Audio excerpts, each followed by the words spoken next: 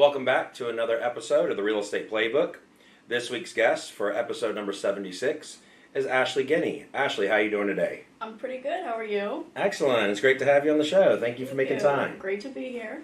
Awesome. So let's jump right into it here. For our audience, we always kind of like to start with the journey, the process. What kind of got you started? What got you intrigued in real estate? So why don't you talk about, let's rewind the tape a little bit, go a little bit back down memory lane, and what kind of sparked your interest in real estate, and then how did you begin your journey?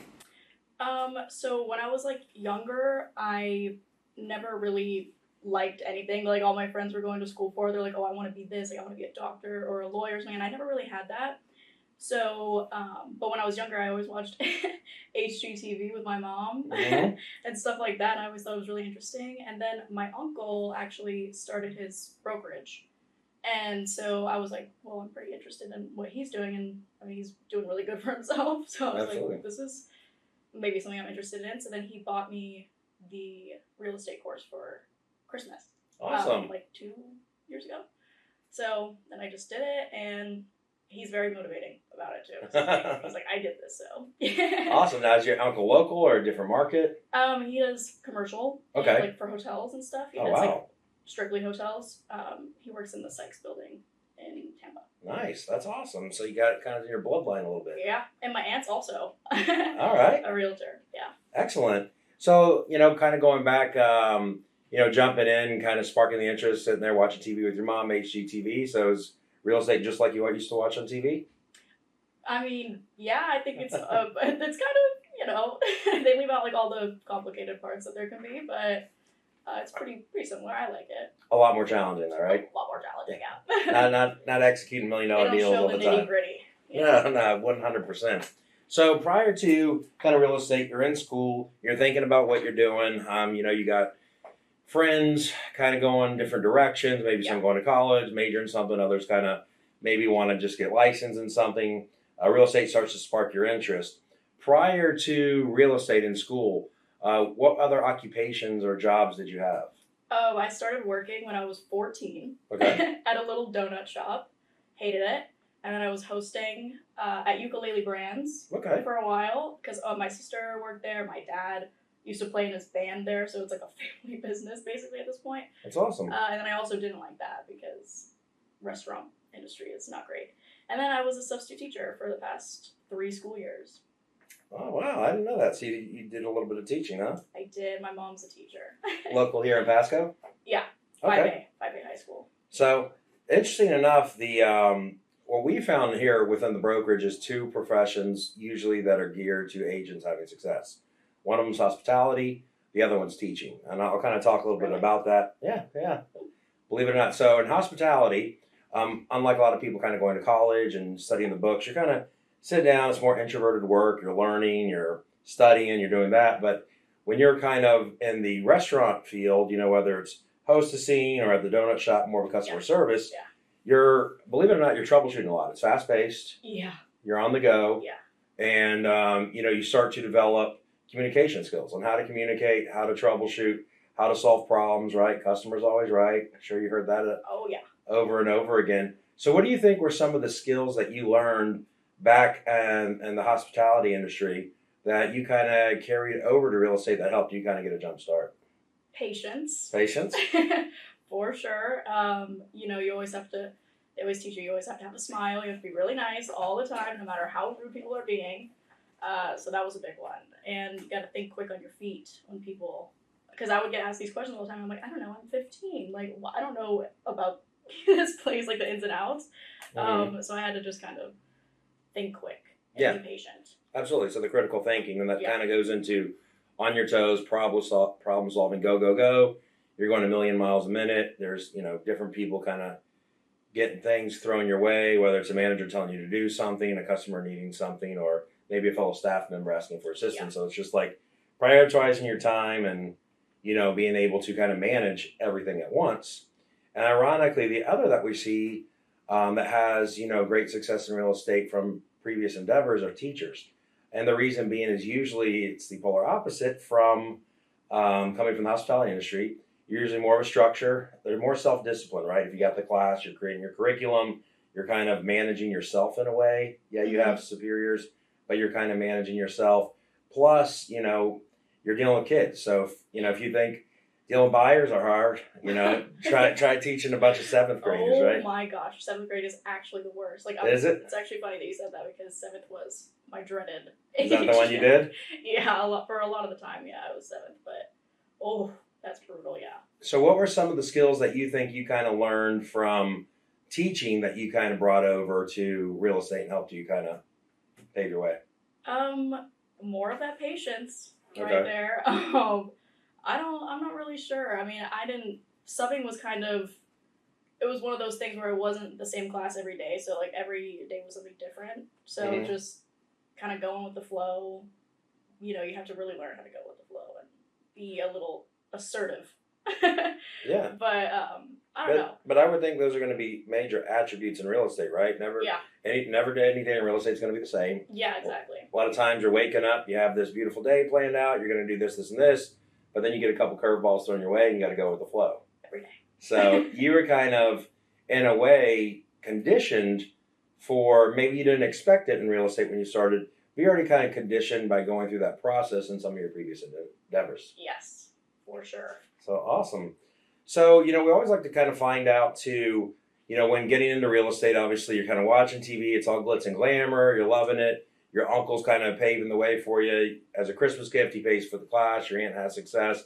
Your uncle, massive success doing, hotel, commercial, real estate, very successful working out of the Sykes building. What was one thing that you didn't expect when getting into real estate? I didn't expect to, I don't know. I kind of expected it to be, you get a lead and it's like, this is going to work out. I didn't expect all of the possible people that just will never call you again or never respond. And they seem so, with you and they're like, we are going to get a deal. Like, I want to do this now. And then they just never talk to you again. So that's one thing I definitely didn't expect. I didn't expect, to be in my bed at 10 and have somebody be like, I want to write an offer. Yeah. Working all hours of the night. Yep. Yeah, and some people kind of safeguard that, put governors in place to better manage their time as they progress. Then, you'll have agents that are working around the clock to make sure that they service their clients. But the one thing that I heard, and you saying that you didn't expect is rejection, right? Yeah. So, you're kind of coming in, you're thinking, hey, as long as I do a good job, I'm a nice person, I'm giving customer service, I'm working with people, I'm showing homes, they're going to want to work with me and continue to work with me. And you found out that wasn't the case. Oh, yeah. Really fast, too. Yeah. It's a nature of the beast. I think real estate, you're going to probably deal with that a lot more than you are acceptance. You're going to find out there's a lot more people who don't want to work with you than do. Yes. But it's just finding the people who do want to work with you and continue to expand and build on that. When you were kind of going through that process and you're working through, you're kind of new, you're just taking leads, you're like, all right, you got some people loyal, they're working with you, closing transactions. You got others that are kind of disappearing. Take us back to that headspace there. Maybe certain agents haven't experienced that yet. What was that like for you? Like when I first got a client that didn't talk to me? Okay. I was like, oh, is it me? Is it because I'm new? Am I just not doing good at my job? I didn't really know what to think, but now it's become like second nature. I'm like, I really don't actually expect anybody to ever call me back. Hey, that's one way to look at it. Keeps you on your toes. So it seemed like a little bit of you were kind of self-doubting, self-confidence is coming into play. Oh, yes. Hey, is it me? Am I the problem? Yeah. And then it just took you a matter of time till you find out, hey, this is just the business. And now you kind of have conditioned your mind to take the opposite of like, hey, I expect this to happen. So when you do get in a winning situation, it's almost like a positive. Yeah, and it's good because I had a lot of people around me who were like, this is normal. Like, this happens to me, like, all the time. Yeah. So don't worry about it. Like, it's not you. 100%. I mean, it's like I said, you're going to deal with a lot more rejection than you are. Oh, for sure. Acceptance. And then obviously the market's turning. We're kind of going through. You kind of got in the middle of last year. Is that about right? Yeah, last July. Really good going? Okay. Mm-hmm. So, you kind of got in when there was a lot of turmoil in the marketplace, kind of coming off that COVID bubble. Rates started to go up. You kind of came into a tougher transition. And now we're still in, conflicting messages with the market. You got a lot of signs, buying activity isn't up, but inventory's down, so prices in the Bay Area are still slightly kind of rising. But consumer demand remains high. but you don't have as much inventory on the market. Transactions remain low. So you have a lot of indicators that are clashing from years past where they're kind of more aligned. What are a couple things that you're doing in today's marketplace that are going to help making sure that you win in 2023 in the real estate market? You know what I actually just did that apparently made the world of a difference to somebody? It was a Realtor.com lead. Okay. And everybody calls them, and I never do that. I think Debbie was like, yeah, you have to call them immediately because there's a million agents that are calling them at the same time. Correct. So I called him, he didn't answer, I texted him, and then I just sent him some houses that I thought he might like based off the one that he originally reached out about. And I sent him the most similar ones that I could find, and he called me back like a day or two later, and he was like, you were the only one who, you were like right on the money with like the house that I want. Everybody else was not sending me things that were even remotely something I was interested in. So just, you know, putting their needs above everything else and making sure that you put time into figuring out what they actually want out of a house and then sending them similar things to that or calling them and just making them feel like you have their best interest. Yeah, a little hand clap for you. Yeah, so what I'm hearing, and it's vital. Obviously, you already touched on above and beyond. You know, you have the competition. You have people all doing the same thing. They're calling, speed to lead, but everybody's kind of just calling the next one if that person doesn't pick up, leaving a message.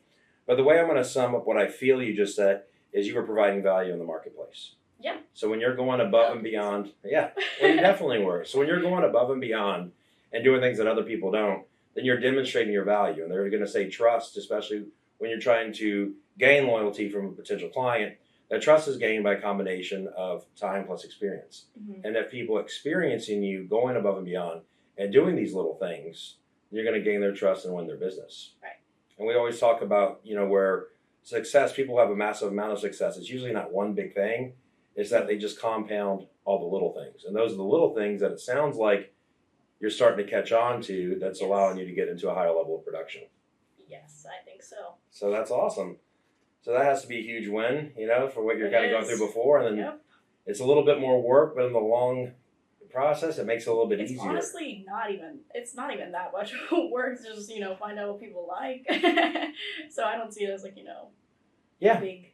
No, absolutely. But like you said, not much of your competition is doing it. So I guess. I mean, I was surprised. I was like, okay. Gives you that degree of separation, which obviously allowed you to kind of win over that consumer. And if you continue to just expand on that, those are the little things that are going to allow you to continue to win in this market.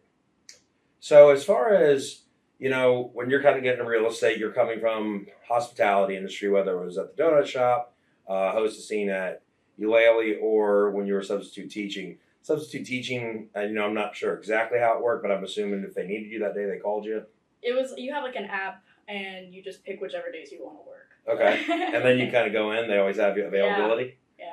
All right. So, you know, kind of when you're going in there at either profession, you kind of had a structured schedule. What I mean by that, somewhat structured, is you know what time you had to punch in, you know what time you're getting off, you know the task and all the things that you had to get accomplished that day. And obviously, being a W-2 employee, you know, you were obligated to fulfill that agreement in order to receive your compensation, which is your hourly or salary pay. When you're into real estate, you're kind of self-managing yourself. You're doing everything on your own. It's entirely up to you. And, you know, you can be as successful as you want or unsuccessful as you want, depending on your daily habits. So my question to you is, like, when getting into real estate, what are some things that you've started to put in place? And explain to the audience how you've structured your work-life balance. What does that look like? When I first got into it, I didn't really even need to have the balance because, you know, I got like 3 people like right off the bat. And then it was pretty cut and dry, like we have showings, whatever, and then I would just schedule that day. And then after those 3, I had a little bit of a hiatus from everything. And then I was like, why am I doing that? So I've really had to give myself a little work-life balance. Like I'll just wake up, first thing I do is check, you know, all the emails, any tasks that I have in Follow Up Us, or I'll call people, respond to anybody that I need to respond to, and then see where the day takes me. Pick up leads. You never know, you have to be on your toes. 100%. So, yeah, because you never know when you're going to get a lead, and like, they want it to run an hour. So it sounds like to me you created your own routine. Yeah. And then how do you have the discipline? Because what I find is most agents don't. What do you find as key motivating factors to be disciplined, to stick to your routine, and not just to wake up and say, hey, you know what? I can work. I'm going to make these calls. I'm going to check my email, get in a follow boss. But, I'm in business for myself. I might just go to the beach today. Well, I think it's the reward, because I've already seen that reward, like what it can be. And I have goals. I want to buy a house. So absolutely, I have to pay my bills that I have right now. So it's just, it's all that combined. So the motivation from your obligations is what's allowing you to kind of stay disciplined in your routine, plus kind of having the bigger vision and focus of certain things that you want to accomplish in the near future, and be like, hey, if I want to do these things, not only got to do this now, but we're gonna have to grow and expand on this. Yes. All right, makes perfect sense. So there's a lot of agents out there who are thinking about getting licensed or newly licensed and maybe not having the level of success that they'd want. Maybe they've been in business for a little bit, but still struggling, not getting to where they want to be.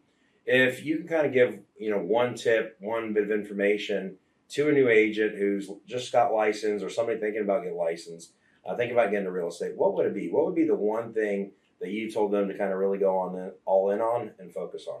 I actually did have to do this recently because one of my friends wants to get licensed. There you go. And I was telling her, like, you know what, you actually really do have to, like, cut out some things in your life. Like, you can't go out every night. You can't just do whatever you want to do. Like, you have to... Discipline. Yeah, you have to have discipline. You have no choice. Like, you really just can't do whatever you want. And that's what I did for a little bit. And it got me nowhere. So you just really have to know all of that. And don't think it's easy. Yeah, so essentially what I'm hearing is expect to work. Yes, and expect a lot of, what's the word I'm looking for? A lot of letdowns. Yeah, well, I mean, it's going to be growing pains. Yeah. Coming into real estate, like you said, you didn't expect the rejection. You expected, hey, if I show up, do everything that I'm supposed to do, people are going to want to work with me. I'm going to earn their business and their trust. And we're going to continue to grow, expand on that. However, it sounds like, be prepared to work. You got to be self-disciplined. It's going to be easy, from what I'm hearing, to kind of veer off course and go do whatever it takes, but you got to reel it back in and really stay disciplined. Yeah. Because nobody's going to do it for you, so you have to do it yourself. Yeah, and it all depends. You'll get as much out of it as you put in. Exactly. So, well, you've been a great guest on this week's podcast. We greatly appreciate all of your time. And for any buyer or seller out there in the real estate market looking to buy or sell real estate in the Bay Area, Pasco, Pinellas, Hillsborough, Hernando County, whatever it might be, we'll go ahead and share this on all of our social media sites as well. Why don't you share, Ashley, the best phone number for everybody to reach you on, and also the best email address? Best phone number is 813-412-9752, and the best email is Ashley, just regularly spelled, .guiney, Guiney, at 54realty.com. All right, Ashley. Well, thank you so much for being this week's guest. Thank you for having me. And we greatly appreciate all of you tuning in to another episode of the Real Estate Playbook.